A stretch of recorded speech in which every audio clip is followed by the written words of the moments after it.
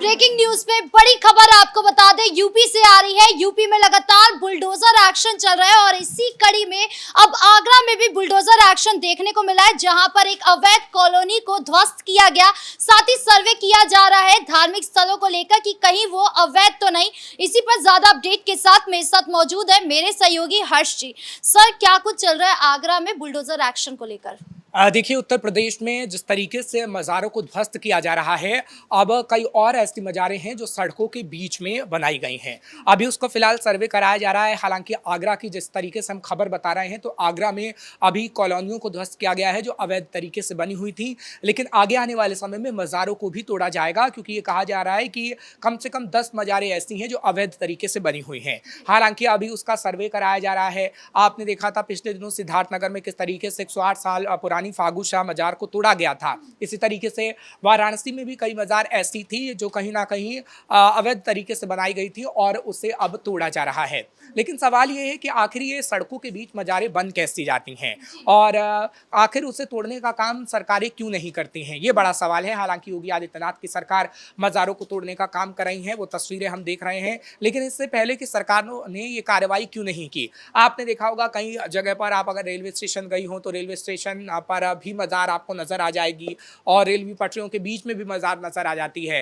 तो ये कहीं ना कहीं पिछले सरकारों की देन है कि कहीं पे कोई भी कुछ भी बना लेता था, लेकिन कुछ नहीं बोला जाता था। लेकिन अब योगी आदित्यनाथ की सरकार है और योगी आदित्यनाथ की सरकार में जो कार्रवाई हो रही है वो कहीं ना कहीं आगे आने वाले समय में एक संदेश देगी, एक एग्जाम्पल सेट करेगी कि आप कहीं पर कुछ भी नहीं बना सकते। और आगे आने वाले समय में आपको देखने को मिलेगा कि कहीं भी उत्तर प्रदेश में मजार नहीं होंगे। हालांकि मजार को लेकर हो हल्ला भी काफ़ी हो रहा है, क्योंकि फागू शाह के जो मजार थी उसको जब हटाया जा रहा था तो लोगों ने कहा कि 108 साल पुरानी मजार है, यहाँ पर मेला भी लगता है और यहाँ पर हिंदू और मुस्लिम दोनों लोग आते हैं। लेकिन प्रशासन ने एक ना सुनी, और प्रशासन सुने भी क्यों? क्योंकि प्रशासन की ज़मीन पर आपने अवैध कब्जा कहीं ना कहीं किया हुआ है। उस अवैध कब्जों को तो कब्जा मुक्त कराया ही जाएगा और योगी आदित्यनाथ की सरकार ऐसा कर रही है।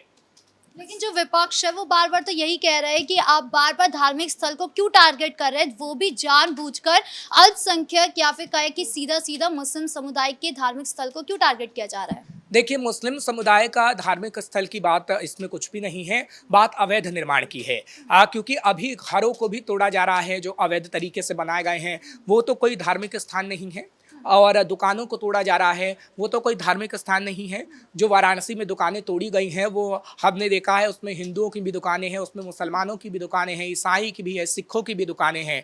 तो किसी को तो टारगेट नहीं किया गया, मजहब देख के कोई कार्रवाई नहीं हो रही है। अवैध अतिक्रमण जिस तरीके से हम देख रहे हैं कि हो रहा है उस पर कार्रवाई हो रही है। लेकिन हाँ, कहीं ना कहीं एक नैरेटिव गढ़ने की कोशिश विपक्ष जरूर कर रहा है और विपक्ष ये बता रहा है कि कैसे एक धार्मिक स्थल को ही तोड़ने की कोशिश हो रही है। क्योंकि हमने देखा है कि जब योगी आदित्यनाथ ने नेपाल से सटे बॉर्डर इलाकों में तेजी से बुलडोजर चलाया, उन मदरसों पे, उन मस्जिदों पे जो अवैध तरीके से बनी थी, तो एक बड़ा मुद्दा कहीं ना कहीं हासिल करने की कोशिश विपक्षी पार्टी कर रहा था। लेकिन वो मुद्दा था ही नहीं जो मुद्दा बनाया जाए, क्योंकि हमने देखा था कि अवैध तरीके से घुसपैठ किस तरीके से होती है और घुसपैठ करके जो ज़्यादातर मुसलमान होते हैं अवैध बांग्लादेशी, वो बॉर्डर इलाके में ही कहीं ना कहीं मस्जिदें बना लेते हैं, बॉर्डर इलाके में ही मज़ार बना लेते हैं, मदरसे बना लेते हैं। और ये कहीं ना कहीं काफ़ी सालों से चल रहा था। मायावती की सरकार थी तब हमने देखा था कि 2008 में, जहाँ तक मुझे याद है, कि एक अभियान चला था कि अवैध घुसपैठियों को बाहर भेजा जाएगा। और उस वक्त पुलिस ने रिपोर्ट दी थी कि किस तरीके से नेपाल से सटे बॉर्डर में उन्होंने मदरसे बना लिए हैं, नेपाल से सटे बॉर्डर में उन्होंने मस्जिदों का निर्माण करा लिया है। लेकिन मायावती की सरकार में 12 दिन सिर्फ काम हुआ था उनको हटाने का, उसके बाद उस काम को बंद कर दिया गया, क्योंकि मुसलमानों ने विरोध किया। तो मायावती ने वो काम इसलिए बंद कर दिया ताकि उन्हें डर लग रहा था कि मुसलमान वोट बैंक उनसे छिटक ना जाए। लेकिन जिस तरीके से अवैध कॉलोनी बन रही है, इतनी बड़ी कॉलोनी किसके नाक के नीचे से बन जा रही है, किसके कार्यकाल की गलती मानी जाए? क्योंकि आगरा में भी हम देख रहे हैं, वाराणसी हो या अलग अलग यूपी के जिले, लगातार हम देख रहे हैं कि अवैध निर्माण सामने आ रही है। किसकी गलती है? देखिए, अवैध कब्जे की अगर हम बात करते हैं तो अवैध कब्जा इसलिए हो जाता है, या पूरी तरीके से आपको समझाता हूँ आखिर ये कैसे होता है। देखिए, अनधिकृत कॉलोनी तो आपने देखी होगी कि किस तरीके से बस जाया करती है। उत्तर प्रदेश में भी, दिल्ली में भी कई जगह आपने देखी होगी कि वो कॉलोनियाँ बस जाती हैं। लेकिन ये कॉलोनी बसाने का खेल आखिर कौन रचता है? कोई अधिकारी रचते हैं या कोई पुलिसकर्मी रचता है, वो तो रचते नहीं हैं। ये दरअसल जो प्रशासन की नाक के नीचे जो काम करते हैं वो प्रशासन से मिली भगत के बाद ही काम करते हैं। समाजवादी पार्टी की सरकार थी तो हमने देखा कि कितनी अनधिकृत कॉलोनियों को बसा दिया गया, हालांकि उसके कागजात वगैरह उनके पास कुछ भी नहीं थे, लेकिन कहा गया कि जब तक आप जीवित हैं, जब तक आप उसमें रहिए, आपको कोई डर की बात नहीं है। लेकिन उन लोगों को समझ जाना चाहिए था कि समाजवादी पार्टी की सरकार सर्वे सर्वा नहीं है और हमेशा के लिए वो नहीं रह सकती। मुलायम सिंह यादव सरकार में थे, उसके बाद अखिलेश यादव सरकार में आए, लेकिन उसको जनता ने हटाने का काम किया और उसके बाद बीजेपी की सरकार आई, जब हमने देखा कि अनधिकृत कॉलोनियों को तोड़ने का काम किया गया। तो ये बसाने का जो काम किया जाता है वो सिर्फ वोटों के चक्कर में किया जाता है। आपने देखा कि उत्तर प्रदेश में जब पुलिस ने छानबीन की तो तकरीबन हजारों की संख्या में बांग्लादेशियों की बात सामने आई है कि अवैध तरीके से बांग्लादेशी उत्तर प्रदेश में रह रहे हैं। हालांकि उन्हें अब खदेड़ा जा रहा है, लेकिन उनको बसाया किसने, ये बड़ा सवाल है। जब वो बसते हैं तो अवैध तरीके से बसते हैं, अवैध कॉलोनियां बनती हैं, अवैध तरीके से मदरसे बनते हैं, अवैध तरीके से मस्जिदें बनती हैं। लेकिन जब उन्हें खदेड़ने का काम होता है और जब उनकी मस्जिदें को तोड़ा जाता है, उनके ठिकानों को तोड़ा जाता है, तो विपक्ष सवाल खड़ा करता है। लेकिन उससे पहले आखिर विपक्ष कहा जाता है जब अपनी ही सरकार में उनको जगह दी जाती है। और उत्तर प्रदेश में तो ऐसी जगह काफ़ी हैं जो तस्वीरें भी हमने समय समय पर देखी हैं, क्योंकि कहा जा सकता है कि आखिरी बार ये अखिलेश यादव के कार्यकाल की देन है जिस तरीके से हमें अवैध निर्माण देखने को मिल रहा है।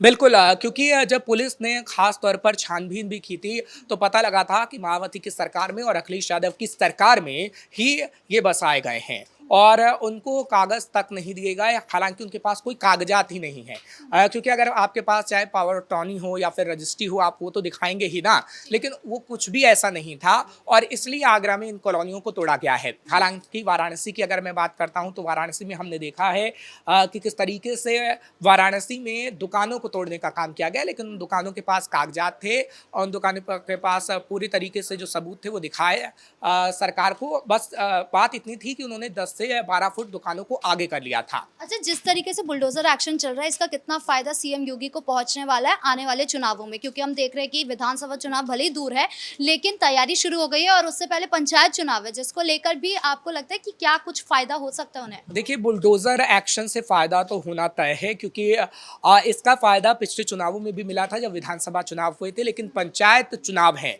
और पंचायत चुनाव को लेकर पूरी तैयारी इस वक्त योगी सरकार कर रही है। हालांकि सभी पार्टियां इस वक्त पंचायत चुनाव को लेकर काम कर रही हैं और उसके बाद 2027 के विधानसभा चुनाव को लेकर भी अभी से तैयारी की जा रही है, क्योंकि जो सियासी बिसात हम देख रहे हैं कि बिछाई जा रही है वो जीत के लिए बिछाई जा रही है और उसमें चाहे फिर अखिलेश यादव हों या फिर योगी आदित्यनाथ हों, बड़े स्तर पर तैयारी कर रहे हैं। लेकिन जो बुलडोजर का तबका योगी आदित्यनाथ को मिला है वो फायदा कहीं ना कहीं पहुंचाएगा ही, क्योंकि हमने देखा है कि बुलडोजर बाबा के नाम से उन्हें जाना जाता है और इस बुलडोजर को हर एक राज्य ने अपनाया है जहां पर बीजेपी की सरकार है और कहीं ना कहीं एक बड़ा एग्जाम्पल इसने सेट किया है। और उत्तर प्रदेश में तो आपने देखा है कि कई एग्जाम्पल सेट हुए हैं। अभी छांगुर की कई संपत्तियों पर बुलडोजर चल रहा है, तो कई माफियाओं के संपत्तियों पर बुलडोजर चला था। कोई अपराधी अपराध करता है तो उसके घर पर बुलडोजर चलता है। तो योगी आदित्यनाथ ने एक एग्जाम्पल सेट कर दिया है कि अगर आप अपराध करोगे या अवैध निर्माण करोगे तो आपके घर पे बुलडोजर चलना तय है। और उसी को लेकर कहीं ना कहीं विपक्ष ये चाहता है कि अगर ऐसी तस्वीर सामने आती है तो घबराता है कि अगर सारे एग्जाम्पल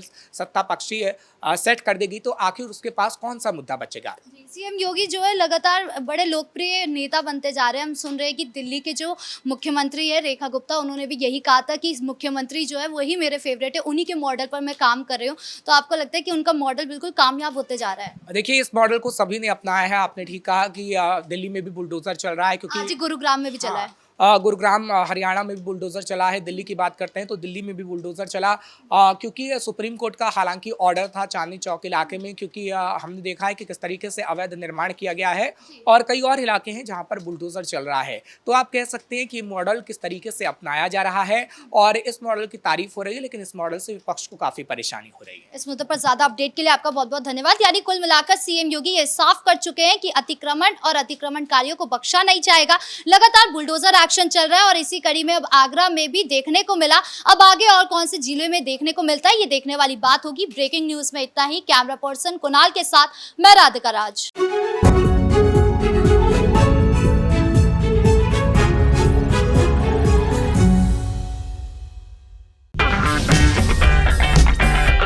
अगर आपको हमारा वीडियो पसंद आया हो तो इसे लाइक करें, हमारे चैनल को सब्सक्राइब करें और हाँ, बेल आइकन दबाना ना भूलें ताकि आप तक हमारे वीडियो की नोटिफिकेशन पहुंचती रहे। आप अपना सुझाव हमें कमेंट बॉक्स में दे सकते हैं। हमारे साथ जुड़ने के लिए शुक्रिया।